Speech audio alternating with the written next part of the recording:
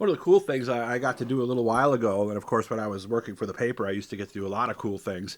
And one of them was go down to Watkins Glen to cover a race down there. And anybody who's driven through town, you know this area right here. Had been doing some stuff with some NASCAR drivers, and I got a cold pass, not a hot pass for this event. So I only went for the day, took some pictures, and then went back. I think to Fulton or Canandaigua the next night because as I told Dad, I don't want to just sit in the room and watch the race. I want to, actually do something. Seneca Lodge Motel, by the way, famous, famous place over the years. And here we are coming into Watkins Glen. Of course, Toyota had a big presence at this event. I like the sign with the car on top there with Kyle Busch's car up on the top.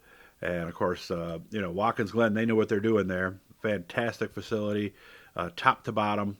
That is where I was not able to get, but I was, and technically I wasn't even supposed to get where I got, but ran into a friend of mine who was working the fire crew down there, and he says, "You stand here, don't worry about it." And there's Gatorade Victory Lane down there also.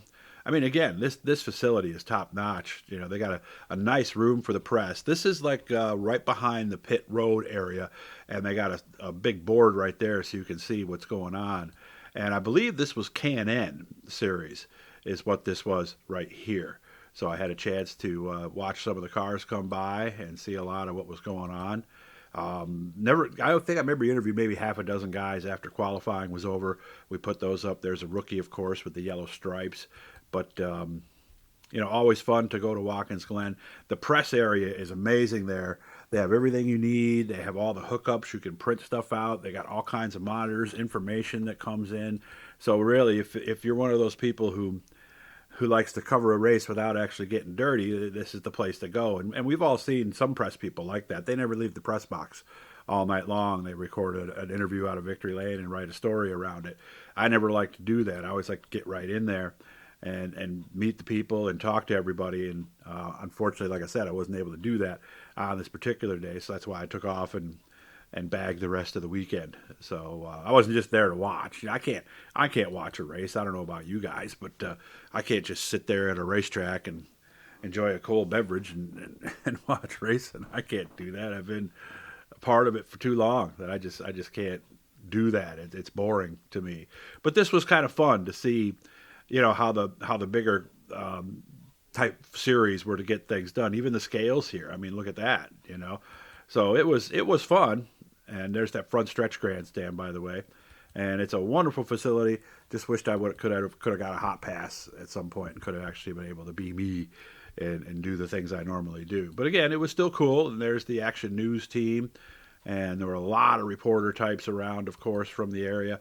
Here's on pit road, and you can see an interesting thing here, of course, is they fuel from the right side of the car, unlike every other racetrack that they go to. So here's some of them coming right in right now. And of course, Salins, love the hot dogs. Been a big fan. Some of the tracks out in Western New York have them. They have them at the Wegmans here locally.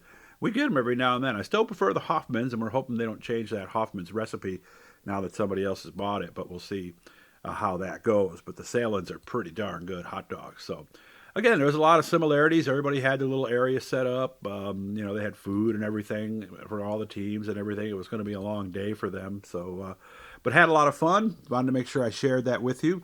That was, again, Watkins Glen way back on August 4th, 2017. We'll be back with more from the archives coming up right after this. So make sure to subscribe, turn on the notifications, all that cool stuff. Leave us a comment, hit the like button. That's a big thing. And we'll be back with much more here from the Doug's Dirt Diary archives.